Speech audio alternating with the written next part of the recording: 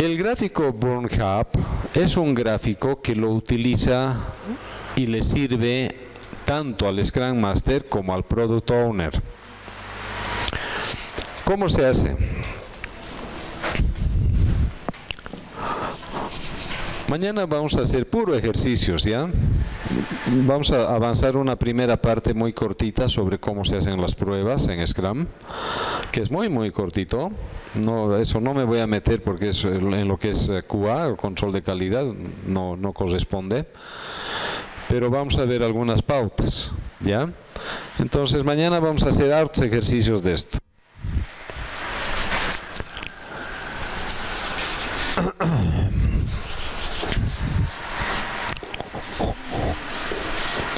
Ok.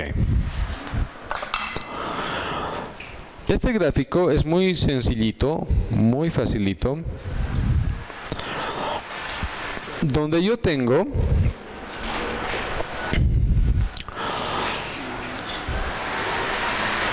del Product Backlog el esfuerzo estimado para cada uno de los sprints. Entonces, yo voy a tener aquí el esfuerzo total. A este lado está el esfuerzo de trabajo, la estimación de esfuerzo total. El proyecto me va a tomar hasta el tercer sprint esto, hasta ahí. Digamos, esto es el tercer sprint.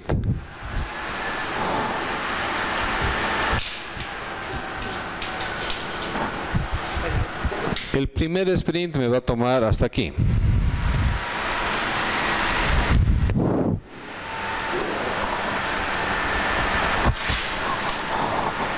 Este es el primer sprint. Y hasta aquí, digamos, el segundo sprint.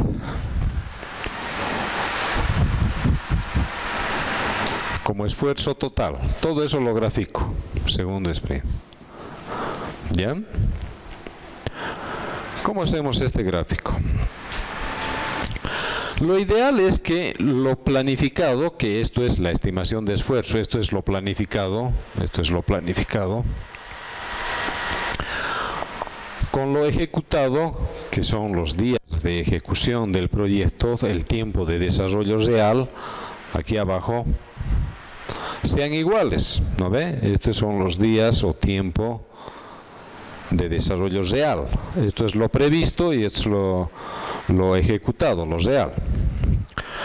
Lo ideal es que si yo tengo un proyecto, ese proyecto sea pues una línea, es una diagonal así, perfecta, ¿no ve? Donde me va a decir que esto va a terminar en tal fecha, esto va a terminar en tal fecha y esto va a terminar en tal fecha. Exactamente, es como una matriz cuadrada, digamos, ¿no? Esto es igual a esto es igual a esto, o sea, todo es perfecto. Pero eso es pues muy utópico, ¿no ve? Es muy utópico, eso es casi imposible. Entonces aquí yo voy a tener una fecha de conclusión del primer sprint, del segundo sprint, etcétera, ¿no? Son fechas, ¿no? ¿Qué día voy a terminar? Ok. Resulta que cuando yo estoy desarrollando el proyecto, puede ser que ese mi proyecto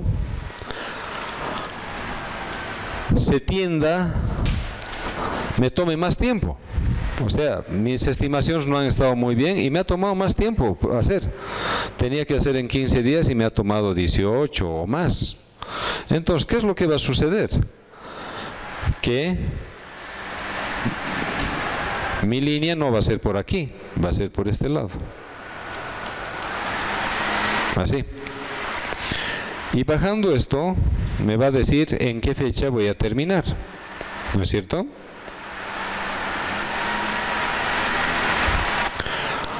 Ahora, yo puedo hacer una proyección. Estoy terminando el primer sprint, ¿ya?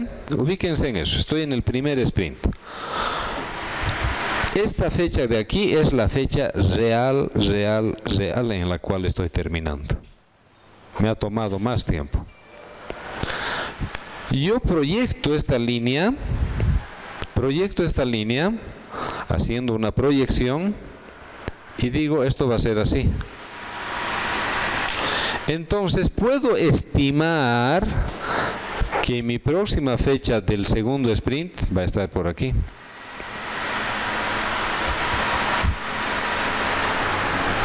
Sucede una cosa bien curiosa en proyectos, que cuando vos en la primera etapa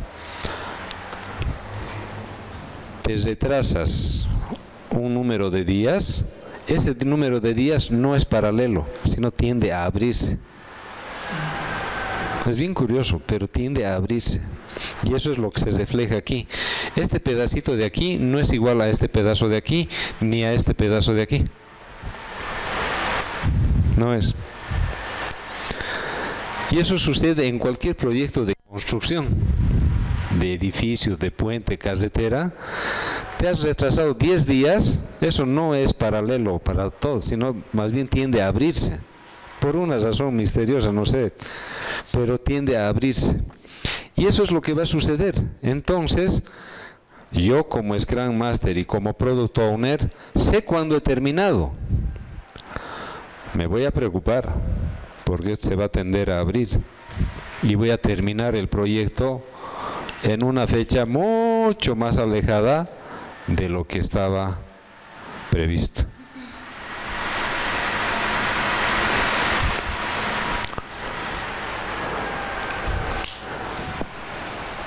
Hago el segundo sprint. Si el segundo sprint vuelve a desviarse, todo esto se me va a ir para este lado otra vez. ¿Se fijan? Entonces este gráfico es muy interesante porque puedes ir proyectando qué es lo que va a suceder en el tiempo. Y si de repente las cosas van diferente y te toma menos tiempo, también eso te va a beneficiar, pues, ¿no? De repente estás desarrollando y te ha tomado menos tiempito, por aquí así. Así. Proyectas eso, vas a ver que la cosa se va a ir así. Entonces esto, terminas, esta es tu fecha de conclusión real. Esta es la fecha de conclusión proyectada, el que está con negro. Entonces vos dices, vamos a terminar el segundo sprint probablemente tal fecha. Y el tercer sprint vamos a terminar antes. ¡Oh, qué maravilla! Entonces, ahí, este es tu proyectado. Entonces, este gráfico Burn Hub le ayuda mucho para hacer el seguimiento y la proyección del proyecto al Scrum Master y al Product Owner. Y es muy fácil ubicarse en esto, porque de repente esta es la velocidad prevista. Esta es una velocidad pesimista, porque pucha, dices, esto se me va a alargar, se me va a alargar. Oye, esta es una velocidad optimista. Cuando vos dices, en el primer sprint la cosa me ha ido muy bien, allá proyectando puede ser que sea una tendencia muy buena. Para eso sirve. ¿Ya? Ok. El gráfico Burn Down es un gráfico que lo utiliza fundamentalmente el Scrum Master, no tanto el Product Owner. Es un gráfico más para el Scrum Master. Y para el equipo también, porque el equipo al ver eso empieza a preocuparse.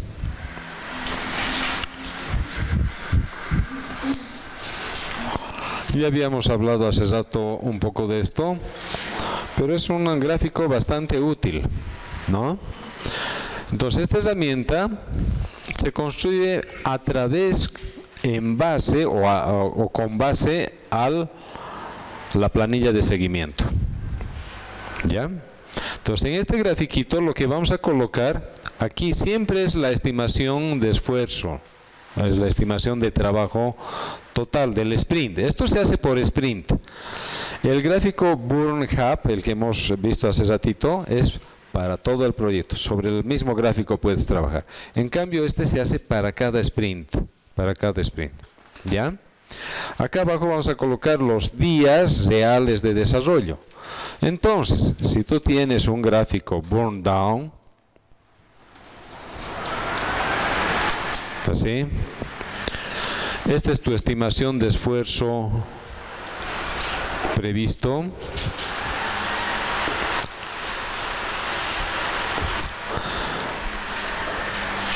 Si esto es exacto y vas a terminar exactamente en esos días, entonces vas a terminar más o menos por aquí.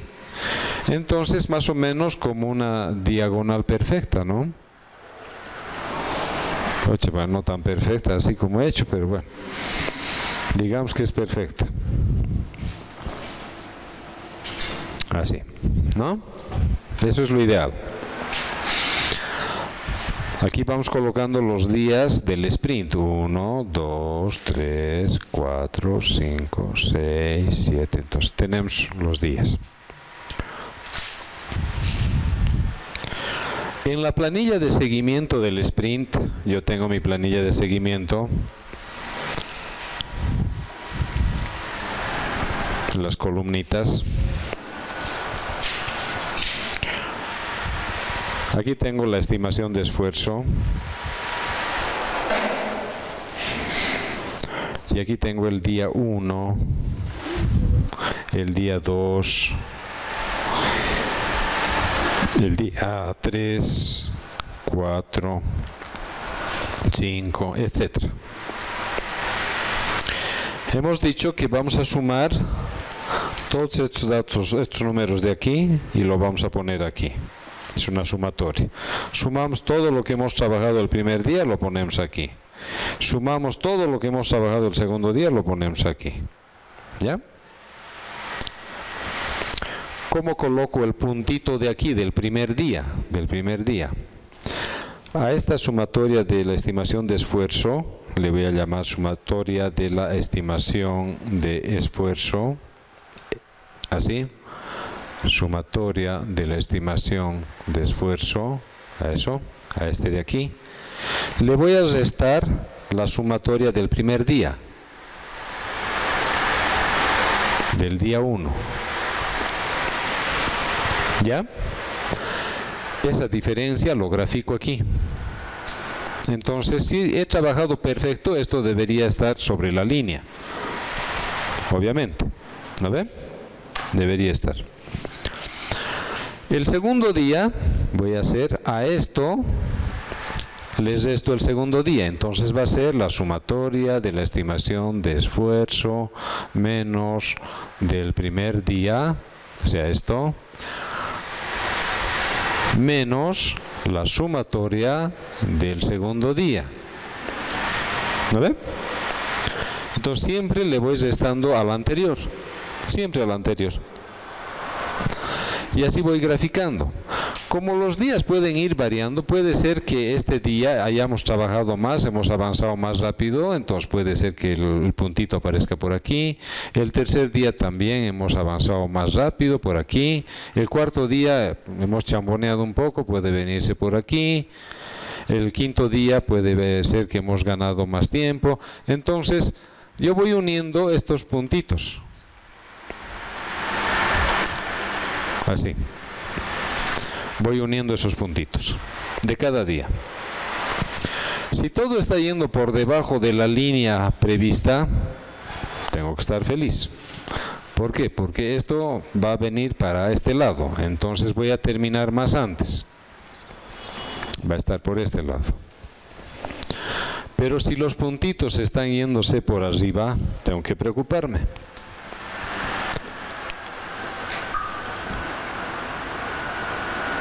Porque puede ser que esté yéndose así.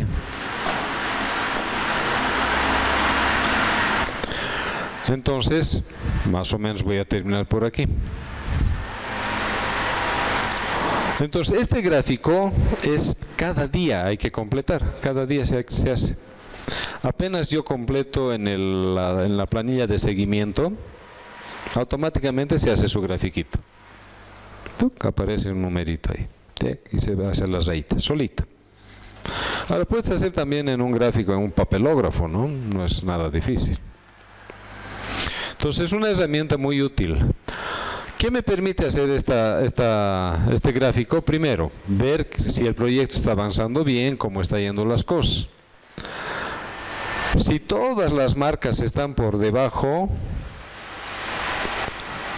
de la línea de estimación, quiere decir que hemos sobreestimado la estimación de esfuerzo.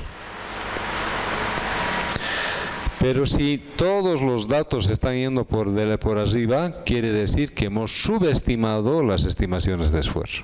Entonces, para el siguiente sprint hay que ajustar. Hay que ajustar eso. ¿Ya? Entonces es una herramienta muy bonita, muy muy útil. Esto lo tiene que hacer el Scrum Master. Y tiene que ser visible, ¿no? Tiene que estar visible para todo el equipo de desarrollo. ¿Ok? Listo. Terminamos este tema. Está bien, 9:15 hemos terminado, está bien. Entonces, si se dan cuenta, las herramientas de Scrum son muy simples, ¿no? Muy sencillitas, no es como las herramientas de RUP. En RUP tienes que saber hacer diagramas de casos de uso.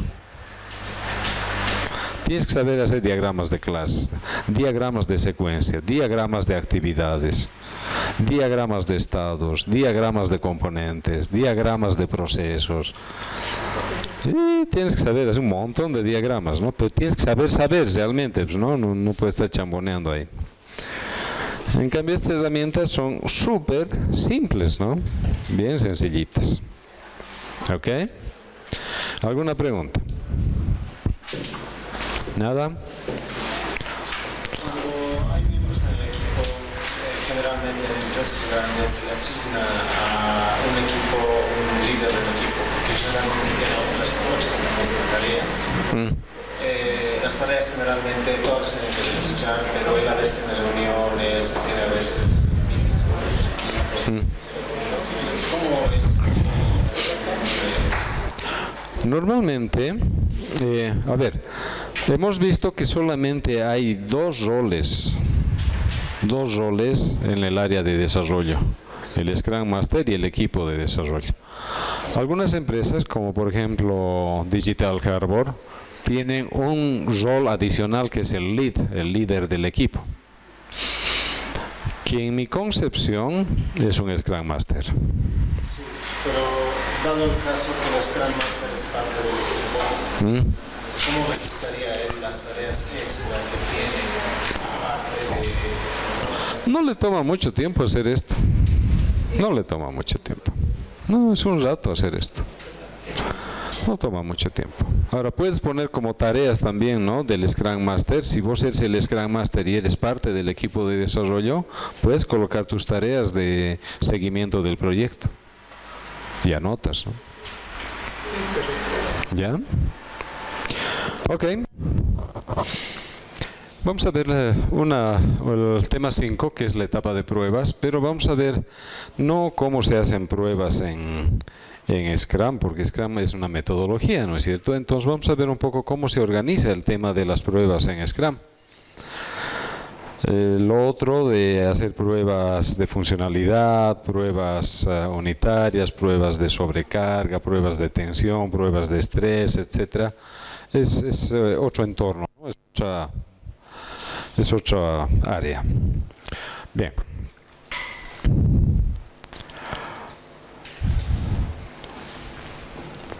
De repente una de las cosas más que puede traer tremendas consecuencias en el desarrollo de un proyecto es la etapa de pruebas, ¿no?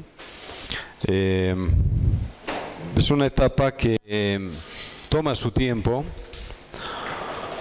y dependiendo del grado de control de calidad que nosotros hagamos y qué queramos validar, qué queramos controlar, también eso trae sus consecuencias, ¿no?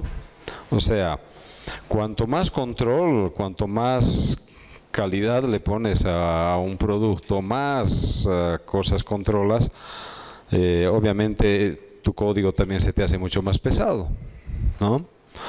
Y muchos dicen que es casi imposible controlar absolutamente todo. Bueno, probablemente sea así. En sistemas de información empresarial, lanzar un producto que no ha pasado por la etapa de prueba es muy peligroso. Sobre todo cuando lo lanzamos a productivo, algo que de repente tiene información de alta confidencialidad o de alta seguridad. Por ejemplo, que ustedes lancen un sistema para una cooperativa o para un banco, donde ya hay movimiento, ya están empezando a hacer transacciones y de repente descubren que hay bugs, que hay errores, que hay fallas. Errores de cálculo, errores de redondeo, errores de suma. Puede ser fatal para un sistema de ese tipo, ¿no? En un sistema financiero, en un sistema bancario, puede ser muy peligroso lanzar un producto que tenga fallas. Entonces las pruebas normalmente deben ser minuciosas, debemos utilizar software para generar pruebas, hacer simulaciones repetitivas, con datos reales, ¿no? Y esta información en lo posible debe ser información histórica, ¿no? Existe una técnica que se utiliza sobre todo en sistemas donde queremos sobrecargar el sistema para hacer pruebas y son los programas de batch input, ¿no? Estos programas de batch input lo que hacen es simular el cargado manual. O sea, como si alguien estuviera cargando. Entonces se generan unos datos, unas tablas de datos y el programa de batch input lo que hace es simular como si alguien estuviera metiendo a mano. Porque meter obviamente uno por uno los datos toma tiempo también, ¿no? Entonces es muy complicado. Estos programas son programas de batch input.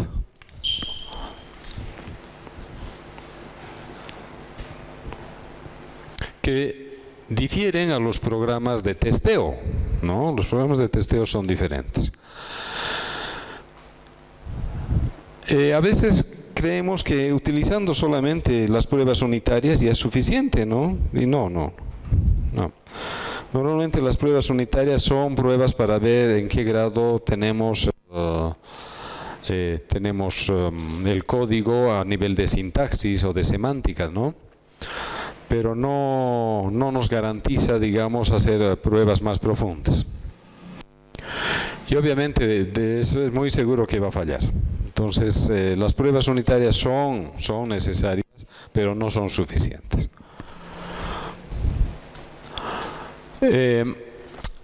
Vamos a ver aquí una estructura de más o menos cuál es la recomendación que deberíamos tener para una estructura de servidores para que nosotros podamos hacer pruebas, ¿no?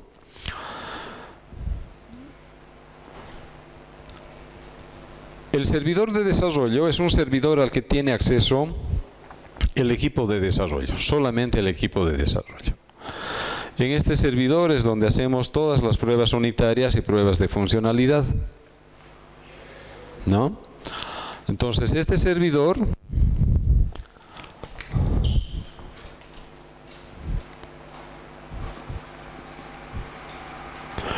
que es el servidor de desarrollo,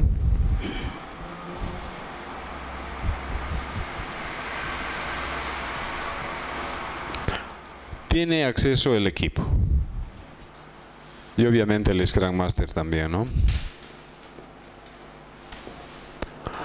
Entonces acá es donde hacemos nosotros todo lo que son pruebas unitarias, pruebas de funcionalidad,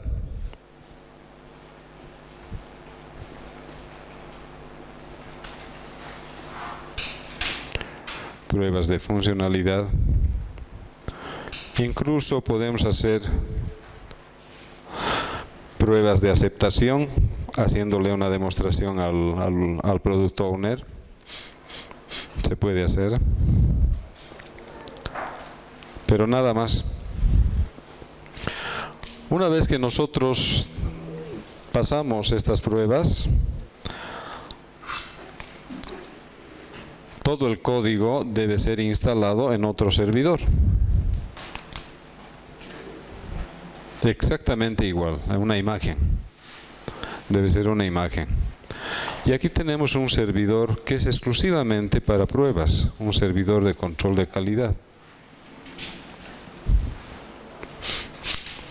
A este servidor, los que tienen acceso es el equipo de control de calidad, los QA.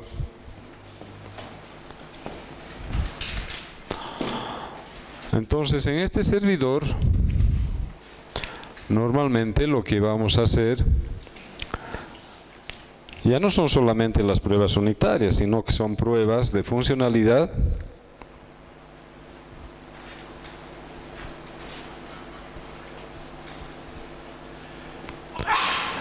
las pruebas de sobrecarga,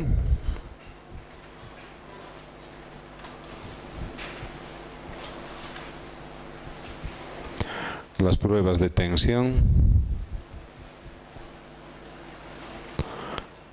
pruebas de integridad o de integración.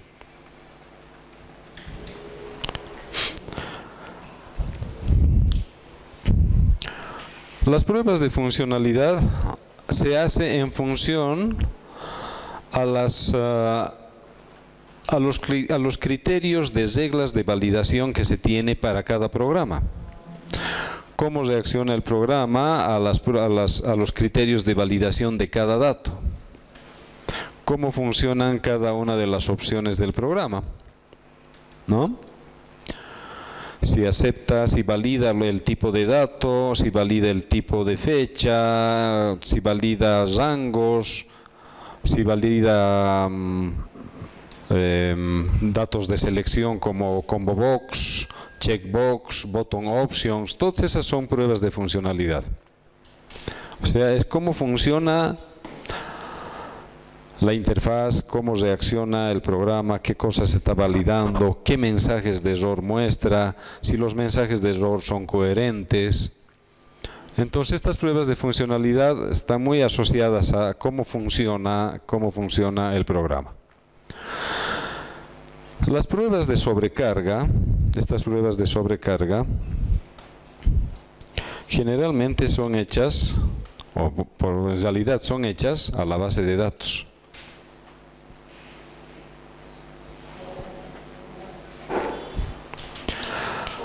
Lo que se hace es sobrecargar la base de datos del sistema con hartos datos, tantos datos como los que va a manejar el sistema en un entorno real.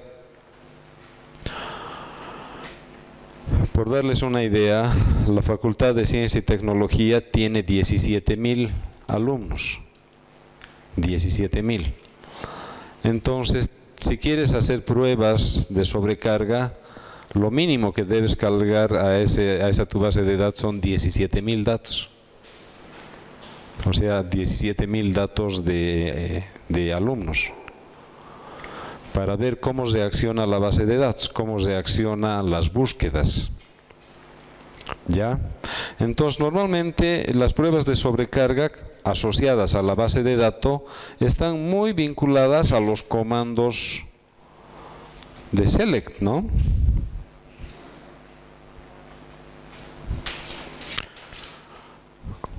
A los comandos de búsqueda.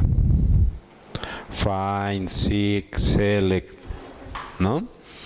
¿Cómo esos comandos reaccionan con tanta información? Como si son rápidos. A ver, una pregunta.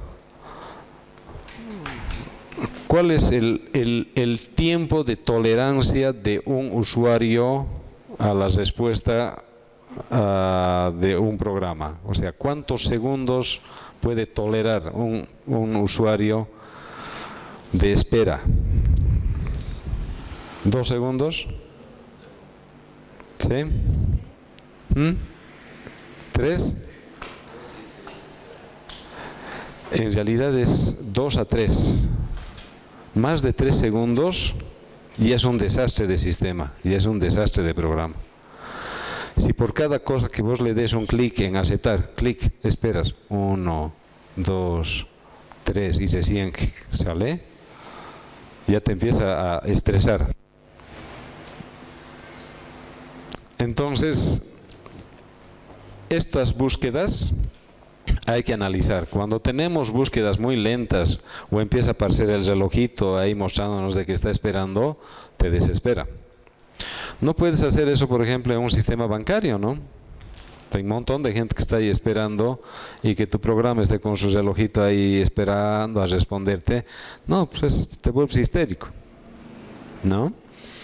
Entonces, acá lo que se hace es analizar cómo estamos haciendo el acceso a la base de datos. ¿Ya? ¿Qué grado de información, cómo nuestra información, nuestras bases de datos son persistentes, si estamos utilizando buenos criterios de relacionamiento entre las bases de datos?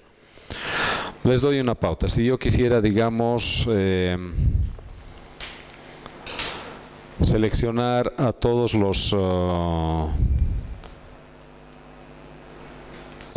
empleados de una determinada área, de una determinada oficina de la empresa. Podría ser, digamos, un select punto asterisco from el nombre de la base de datos, ¿no? Y listo. Me va a recuperar todita la base de datos. Y de ahí yo voy buscando quién es de una determinada área. Ese es un criterio pésimo, ¿no ven? De select. De repente ahí ya podría mejorarle en el select, digo select asterisco, punto asterisco, from, el nombre de la base de datos, by, le coloco el criterio día de selección, ¿no? Área igual, entre comillas, tal cosa, una cosa así. Pero de todas formas eso me va a traer todos los datos con todos los atributos de los registros de esa área, ¿no ven? Pero si de repente esos son 50 atributos, todito eso va a cargar en el buffer, en la memoria. Lo va a volver lento. Pero si de todos esos atributos solamente necesito el nombre y el apellido, lo correcto sería es que ponga select nombre, coma, apellido, from, el nombre de la base de datos, by, el criterio de selección. ¿No ve? Eso me va a dar una respuesta mucho más precisa y más chiquitita y exacta de lo que yo necesito. ¿Se ubican? Entonces, cuando yo hago pruebas de sobrecarga, es sobre la base de datos, es cargándole y analizando cómo estoy haciendo los criterios de búsqueda, los criterios de selección de datos. ¿Ya? A veces pensamos que con meter 10 datos funciona al pelo, ¿no? Y va a funcionar pues, al pelo. 10 registros, un segundo, ni un segundo, son milésimas, ¿no? Rapidito vas a responder.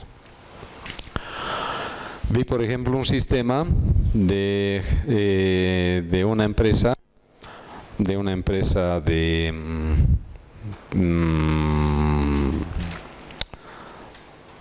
¿cómo sería? Pues no es de producción de pollos, ¿no? No se producen pollos, de crianza de pollos, ¿ya? De Sofía. Me contrataron como auditor porque estaban en juicio con los que desarrollaron el software. Y a mí me contrató la empresa, o sea, los de Sofía, como perito, como experto técnico, para hacer la auditoría técnica.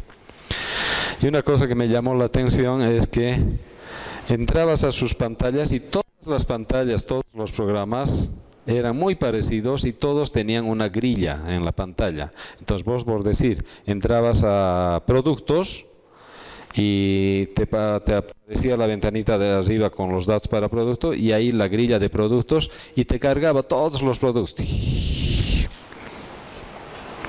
Innecesario.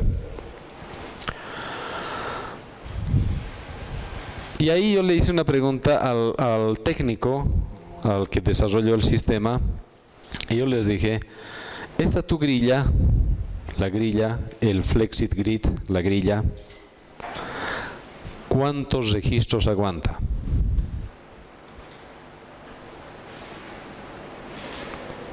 Y el ñato me dijo, no, los que quieras, no. Cualquier grilla de cualquier lenguaje tiene un límite. Es como a un combo box,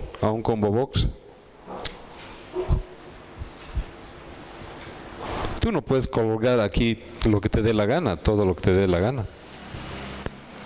Creo que hasta 150 aguanta, ¿no? ¿Han hecho alguna vez la prueba? Entonces, si tienes más de 150, te va a salir un mensaje de overflow. Se ha saturado la pila. Y toditas las grillas de ese sistema se saturaban, se cancelaba el sistema.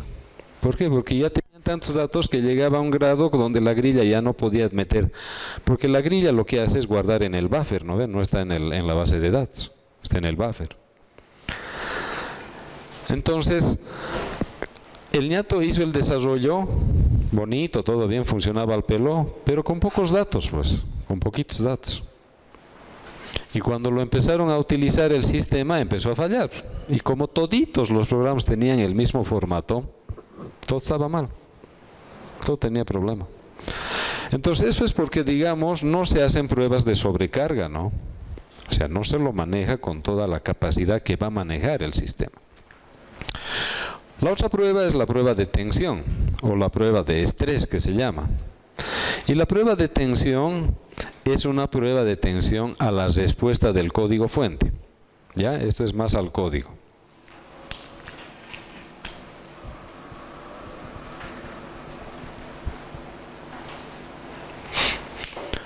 ¿Qué significa tensionar un sistema?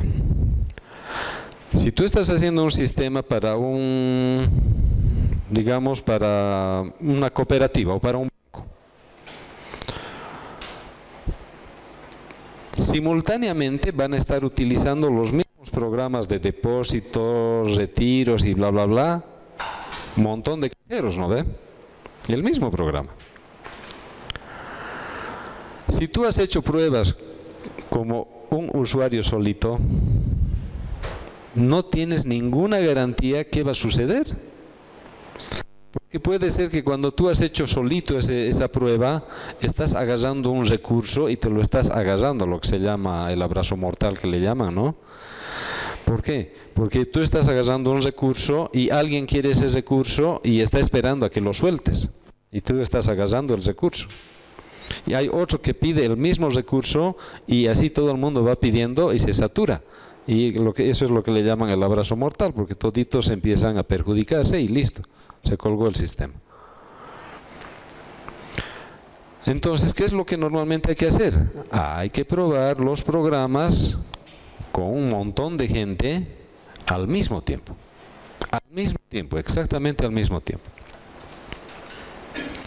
Y si va a ser web, no hay que probarlo solamente en la red de la empresa, sino hay que mandar a algunas personas a un café internet, a otro a su casa, a otro a otra red, o sea, desde diferentes lugares entrando a la misma aplicación.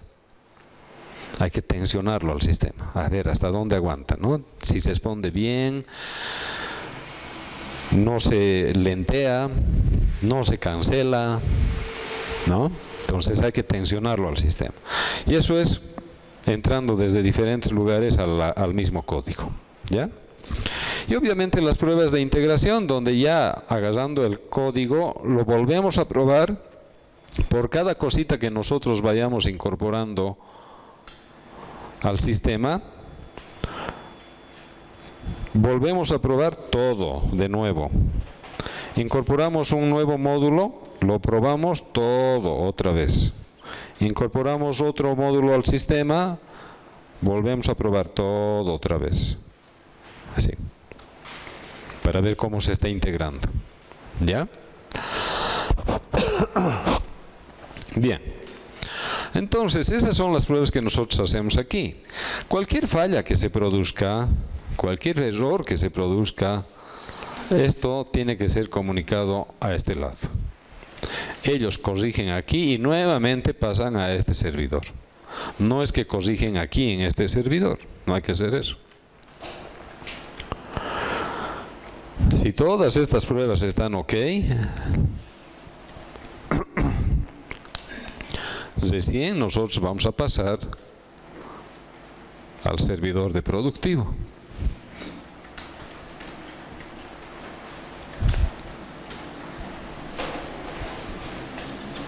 Y al servidor de productivo el único que puede entrar es el usuario. Aquí no puede meter mano ni el equipo de desarrollo, ni el programador, ni el de control de calidad, nada. Y cualquier error que se produzca aquí, esto tiene que ser comunicado a este lado, ¿no? Entonces un poco ese es el esquema que es recomendable hacerlo. Y obviamente cuando hacemos el traspaso de un código que haya sido encontrado con bugs, tenemos que ir controlando su versionamiento, ¿no? Para ver qué es lo que ha pasado. Y hacer un seguimiento también de esa corrección, ¿no? Bien. Vamos a ver un poco los esquemas, cómo normalmente se maneja. Este esquema normalmente es para pequeñas empresas, ¿no? Pequeñitas empresas, donde también tenemos proyectos pequeñitos. Se basa en el que el mismo equipo designa a alguien o ellos mismos en equipo hacen las pruebas, tanto de pruebas unitarias de funcionalidad y de integración a lo que han desarrollado. Y eso pasa directamente al usuario. Directamente al usuario. Generalmente son pruebas manuales, no se usa software especializado. Es el menos recomendado, pero lamentablemente también es el más usado, ¿no? El otro esquema es tener un responsable de control de calidad dentro del equipo de desarrollo. Pero este QA no es cualquier QA, es una persona especialista en control de calidad. O sea, esta persona está capacitada, está preparada para lo que es control de calidad, ¿no? Entonces, esta es una mejora muy sustancial, ¿no? En el que tenemos un QA dentro del mismo equipo. Generalmente se aplica a proyectos medianos y en empresas de desarrollo que disponen de personal de prueba, ¿no? Normalmente empresas medianas también. Cada programador lo que hace es pasarle al responsable de pruebas su programa y esta persona tiene el rol de hacer las pruebas de funcionalidad, todas las pruebas que vea convenientes para liberar, digamos, ese programa. Acá lo que hace mucho el de QA, el de control de calidad, primero es verificar el cumplimiento de estándares, ¿no? Tanto de diseño como de codificación.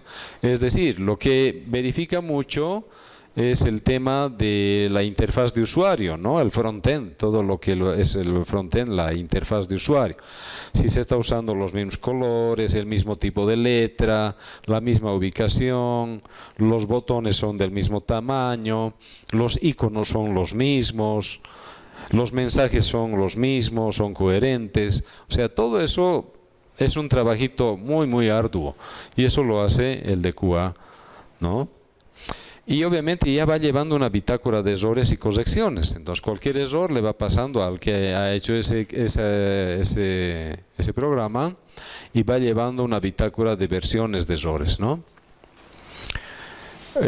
No sale nada, ningún incremento, mientras esta persona no dé el visto bueno, ¿no?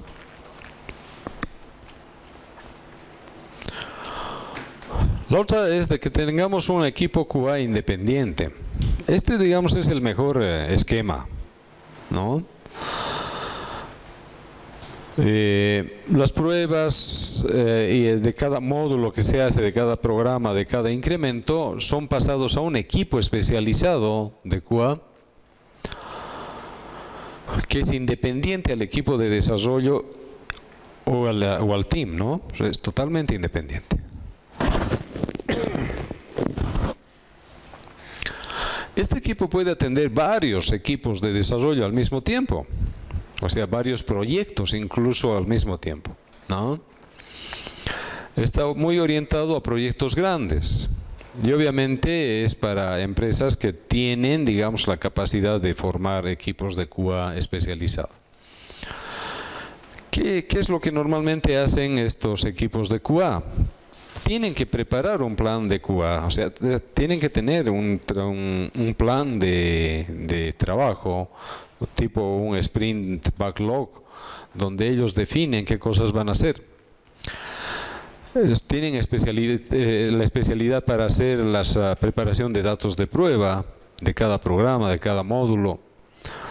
El cumplimiento de los estándares de desarrollo que se han adoptado para el proyecto, hacen pruebas de caja blanca, pruebas de caja negra, pruebas de integración, pruebas de tensión, sobrecarga, pruebas de aceptación, etcétera. O sea, todas las pruebas.